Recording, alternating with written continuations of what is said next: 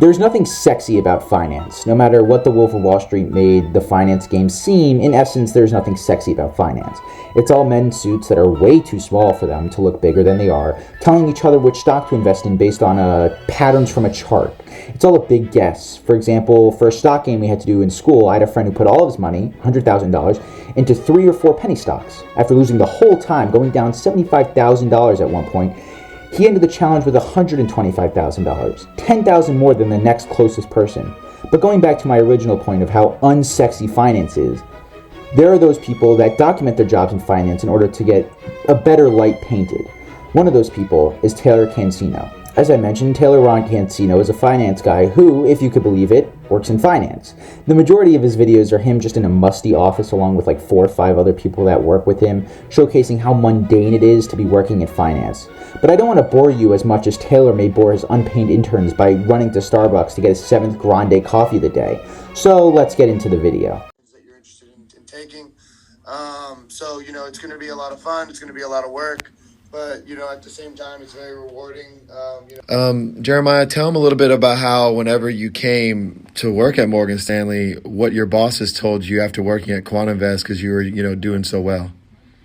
Yeah, so Those are the faces of zombies, ghouls, skeletons. There's no soul behind those eyes. They are lifeless, passengers in their own body, doomed to be forever watching charts. Green and red is all they care about. Their house, the wife, the kids, worthless. Their Bible is our Wall Street bets, and their Jesus is Elon Musk. They only eat food because it allows them to go to work the next day, drink as much water as necessary to keep profit margins low, doing everything and anything to stay green. In fact, due to their malnourishment, all they do is see green, but more likely that's due to the 500 calorie a day diet. We grinded in here today. We're focused. I got the guys all working. What a beautiful day in Los Angeles. Wow. Yeah, Los Angeles might be beautiful, but there's nothing more beautiful than those gorgeous profit margins. Also, none of the people in that room look like they are grinding, so to speak. The guy in the back left was actually about to leave until you walked into the room, absolutely ruining any plans of his to stop grinding. The guy closest to him was just on his phone scrolling through Instagram. If sending horny messages to Instagram models is grinding, then every boy in high school has been grinding since the age of 12. Some even earlier, but those kids are hard to find, most likely because the bigger firms have already picked them up.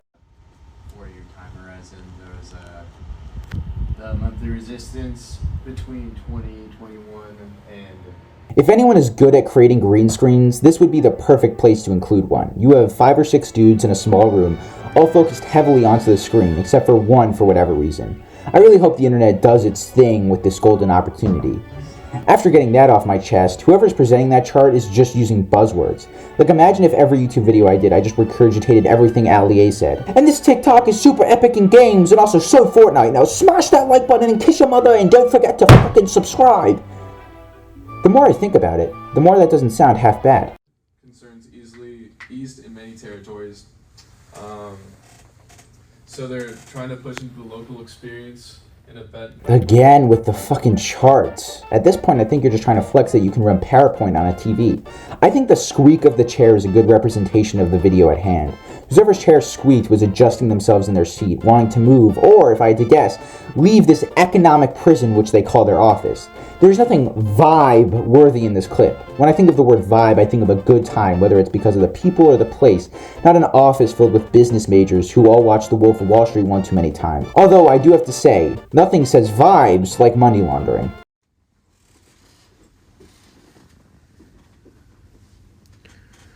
So that right there, gentlemen, is a descending wedge. It broke out, came back to retest, and now it's moving higher. We can break up. And now that it's moving higher, we sell because we can't tip off the government too hard. You see, they've been nipping at my balls for the past year and a half because I called a hit on the guy that pumped AMC, so we can't make too much money. Okay, got it? Also, what I just told you can't leave the 4 walls of this room. I know all of your wives and mothers very personally and will ruin your life if you even mention my name in a negative light to them. Because if you do, either you, your children, or both will call me daddy. Do I make myself clear? Okay, sounds good. And Brendan, your mother's banana bread tastes amazing. Tell her bring one by my place at 8. Would ya? She'll be back before noon the next day. I promise. We're working in here today. We're working. We're focused.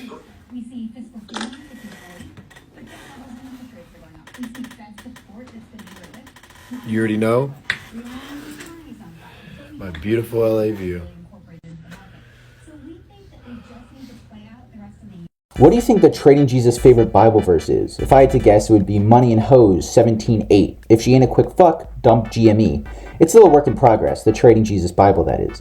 What about the Trading Jesus 10 Commandments? What's one? Thou shalt not buy high and sell low. For if thou dost, thou shalt be slammed on my TikTok for the rest of my disciples to see. It's actually a pretty long commandment. Maybe it's something shorter like, no ruining Jesus' beautiful LA view. Because if you do, he will throw you at the window so hard that actual Jesus will grimace at the unfathomable power that Trading Jesus holds when his portfolio is in the red. I do think that it will continue to go higher. We did have that pullback, and the reason why I did like and said that I thought it was going to 700 to 1,000 is because I really like the technical setup that we had. It was forming a pennant on Monday. That was that formation broke down. So currently, I do like its current technical setup, which is a descending wedge. But first, I love how GameStop actively loses money in this interview as he's saying that it will hit $1,000 eventually. Second, this guy's a gamer, the owner of Wall Street Bets.